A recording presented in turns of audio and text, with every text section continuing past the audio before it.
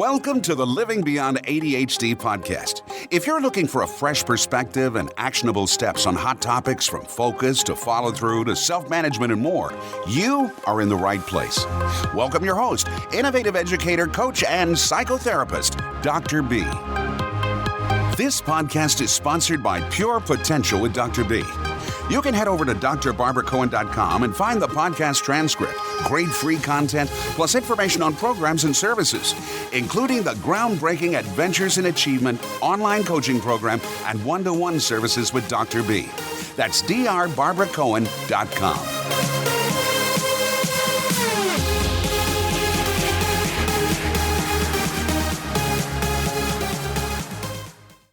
Hey, DDers. Are you someone who struggled with ADHD your whole life and finally received a diagnosis later in life? If so, you're not alone. Today I'm interviewing Danny, a writer and director whose story is similar to a lot of folks. We met at a local ADHD MeetUp group back in 2013, and we've been friends ever since. He's come a long way, and I wanted you to hear from him on how ADHD almost ruined his life, and he overcame his depression and addictions by working on unique ways to retrain his brain. In this first part 1 of 4, we discussed Danny's childhood, how he discovered his ADHD later in life, and what cognitive hyperactivity can look like. Hi. I'm Dr. B. Let's jump right in.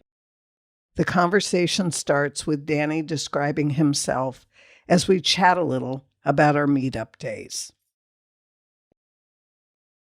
I'm a 49-year-old male with ADHD, but I've had it my whole life, but I didn't get diagnosed until I was 43 years old.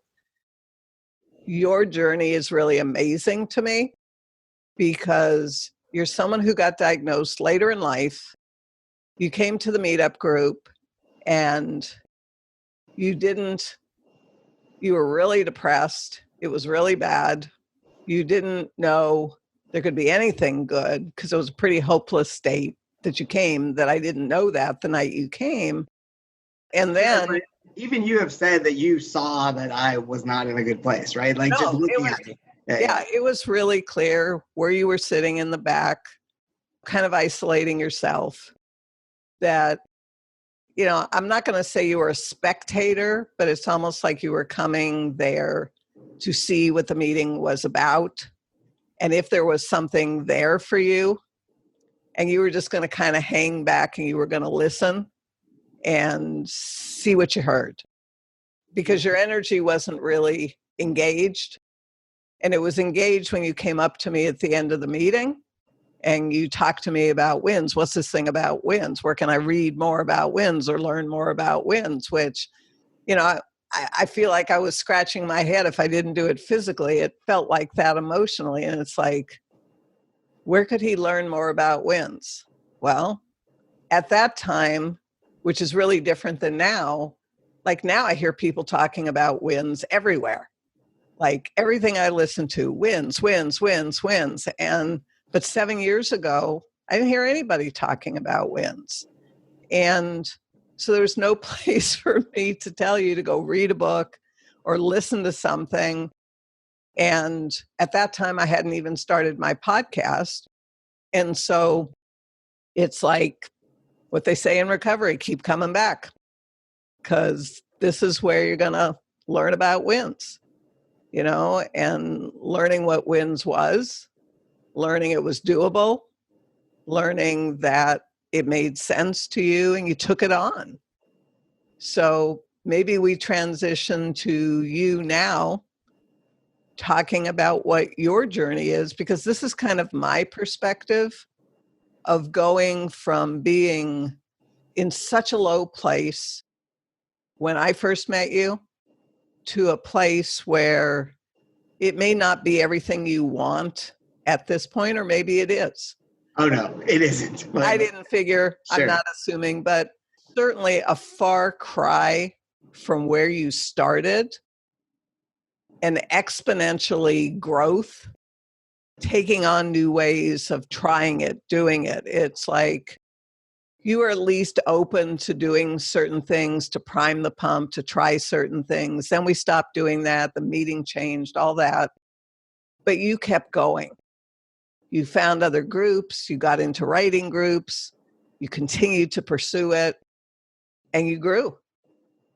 And you grew into what you want to be doing. That's the whole point. It's a huge win in my eyes. So what was it like for you? Because this is my perception of your journey. Sure. What was the journey like for you, Danny? So I want to just take a step back and say that, like, there are things I know about ADHD now that, like, I did not know before I was even diagnosed, right? Like, so I grew up in a household where my youngest, I have 5 brothers, 6 boys by 2, like my biological father. My mom had 4 sons by him. They got divorced when I was like 7, and she had 2 more children. Okay. Well, my youngest biological brother has the most severe case of ADHD I think I've ever seen. And I've seen a lot of people over the years. He was sort of like stereotypical bouncing off the walls hyperactive kid. Like, he put the H in ADHD. Like, he routinely broke bones. Like, he did constant daredevil stuff. And he was a huge behavioral problem. When my parents got divorced, my mom initially got custody of us, and my brother, I just remember like him being explosively angry and yelling, "I want my dad, and being the like just hyper disruptive. And I mean, he was too young to really understand everything, but like, that's what I grew up with. And he was not diagnosed through school years, but later on, like, whenever anyone would say the word hyperactive or anything, like, I'm like, that's my brother. Like, that was just him. So like, because I was never that, because I was never outwardly hyperactive and bouncing off the walls and that kind of thing, I didn't ever remotely think that I could ever have ADHD. Like, that was just not even after, when I was like in my 20s, when, you know, it was becoming like my nephew got diagnosed with ADHD, and my nephew was very similar to my brother. So that, like, I mean, my nephew would do stuff with like break Christmas tree ornaments or do stuff that like wouldn't really have a rhyme or reason. But like so that's what I thought ADHD was. I didn't know. I did kind of know that my brain never stopped working. Like, I knew stuff like that, but I didn't have a name for it. I didn't have anything. Also, I was always kind of depressed, like, not in any sort of like suicidal way, but I was always, it's what I called a realist, right? Like, I always kind of looked on the negative side. I always kind of was attracted to sort of darker stories from history, like human nature is awful, you know, that kind of thing. I was not an optimist. Like, what I would say now is I always had some sort of low grade depression through my entire life. Like, Which, from a psychology perspective, I mean, if we're going to use a term for it, they would call like a negativity bias, is like the lens that you look through was negative. yeah, sure. Like, but I also do think that there was, it wasn't just, I don't feel like it was just a thought disorder with me. It was more of a mood disorder. No, I'm not saying it's a thought disorder. That's a term that would be used for someone who that's how they see the world. That's how they feel into the world. That's how they experience it. It's just negative. Sure. If And yeah. Go ahead. Again, I wouldn't say it was exclusive, and I think when people hear the word depression, they think certain things, but I feel like with me, it was always low key, and it was Right. always enough because it wasn't a problem, because I still, had fun, had friends. Like I did experience, I don't know if I experienced joy. Like I wouldn't say that, Right. but I did, like, I laughed, I had, but it was definitely constant. Like it was definitely always enough it could be a problem, but I didn't know it.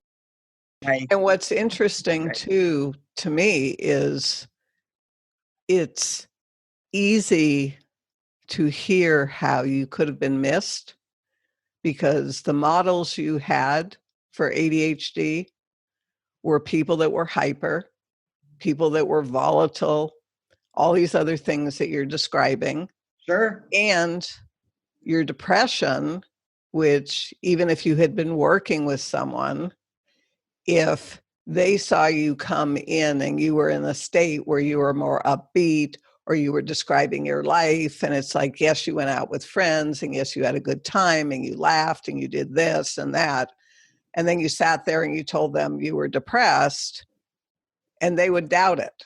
Many, not all, but Oh, I many think of I them. personally would doubt it. Yeah. Yeah, yes. So I think that, like, if I flash forward, like, I had issues in school that were like, I never really did my homework. Like, I never really, but I think that, like, there's a pretty strong hedonistic streak in a lot of, like, my brothers that I think I also had. And so, like, I would rather sort of come home from school and just watch cartoons and, like, do stuff rather than anything that felt like work, which became problematic, but I think was probably, in retrospect, symptoms of bigger issues that were Right. not getting, or that were completely falling through the cracks. And so it's really crazy that it was someone, a lifelong friend of mine, who was an outsider looking in, who first gave me the impetus to say, I think you have a problem, right? So I don't want to use names, like, because I Sure. haven't talked to these people. So, like, my friend, who I knew from community college, like, for years, I was like, we were in our early 40s, and she came down from Northern California to visit me. And after a week together, and she was starting to study some stuff, but so, like, we had spent the week together and she was about to leave. And she said, I need to do my laundry. Like, I said, all right, well, let me finish my laundry first. And she was staying in the master bedroom, in my bedroom, and I was sleeping downstairs, but that was where my clothes were. So I finished my laundry, and I had it all laid out on the bed in the bedroom, getting ready for to fold it, to put it away and stuff. And this was in the morning. And so she's doing her own laundry. And when she finishes her laundry, we go out for the day. We come home in the evening, and she goes up to go to bed, and she yells down, I thought you did your laundry. The whole entire bed was covered with mounds of my clean clothes that I had failed to fold, failed to put away. And it just completely slipped my mind altogether. And she was like, what were you doing up there the whole time? Like, in the hours where I was doing my laundry, what were you doing? And I just remembered that, like, I started to fold the laundry, and something in my brain said, I got to go check my email. I never came back. Mhm. I never, like, it didn't cross my mind. And, like, for me, if I didn't have a house guest, what would have happened was 11 o'clock at night rolls around, I go to bed, and I see all that laundry there, I would just go, oh, I thought I did that or something. And I would just take it off the bed and go to bed, right? But because I had someone who needed the bed, Right. who was there to say, how do you live like this? So she was leaving the next morning and we had breakfast together, and she broached the topic and said, I think you have some attention deficit problems. Have you ever looked into that? And we talked a little bit, and she's like, I've observed you all week long. That was just one incident. Sure. And she pointed out some other things that I don't remember now, but it gave me, and she did it not in a judgmental way. She was like, I think you're not living your best life. And I think you have these issues. And I did fight it. I'll admit that, because she knows my brother, and she knows that he's a drug addict and all of this stuff. And I was like, that's ADHD. And then I would point other people out in my life that she knows. I would say, that's ADHD. Right. This is not ADHD. Right. Right? I don't even know if I said this is not ADHD. I just, that was the gist of what I was talking about. Implied. Sure. Yeah.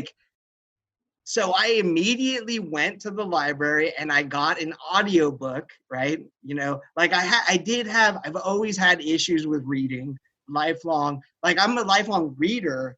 It's just, I read so slow. And I've talked to you about this many times. What happens with me is that I'll be reading along and I'm engaged, and somewhere in my head, something happens and I disappear from the page. My eyes are still following along and I'm still turning pages, but my mind, my thoughts are completely somewhere else. And because I have a brain that doesn't stop, I don't always know that my attention isn't there, right? Right. So, but what'll happen is I'll wake up at the page and I'll have no idea how I got to this point in whatever I'm reading, right? All of a sudden I'll go, wait, how did they get from that to here? And I'm like, oh, I lost the thread. I don't know. And then what happens is I have to back up to the last place I remember. And sometimes it's 2 or 3 pages and I'll have to start reading over again. Right. And it makes for, I never did the reading all throughout high school, college. I never did all of it because I couldn't. I had to get by with whatever I could do. But I never sought help for any of that because I thought I'm just a slow reader, or it never occurred to me that that's a disorder or that's part of a disorder. I never sought help. I never told anyone, which is maybe my mistake, but it was a struggle. Reading was always a struggle. And so I didn't ever do all of it. I still remember it like it was yesterday. I'm in my kitchen doing dishes with the CD on in the background, and I'm cleaning up, and I stopped because everything I was hearing described was me. And this author didn't concentrate on the behavioral aspects, didn't concentrate on the hyperactivity. And it was the first time I learned that everyone gets the diagnosis of ADHD, even if you don't have the H. Right.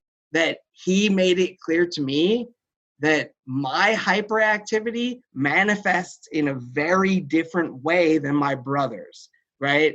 That it is for me. And I think a lot of people would be exhausted living in my head.